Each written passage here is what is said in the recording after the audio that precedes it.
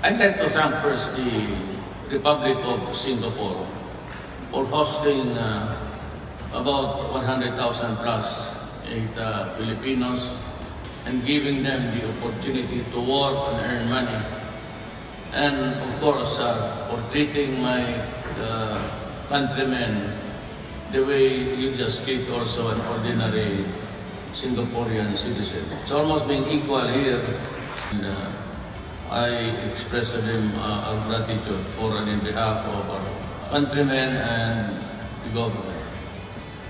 Ako'y nagagalak at lubos po ang aking kasiyahan na nabisita po kami ng ating mahal na Pangulong Duterte. Ito po ay magbibigay sa amin ng inspirasyon at lalo pa pong namin gagalingan ang aming trabaho para po makapakita hindi lang po dito sa bansa ng Singapore kundi sa buong mundo kung ano po ang galing ng Pilipino. Suportahan po natin ang ating mahal na Pangulo. Mabuhay po kayo, Duterte!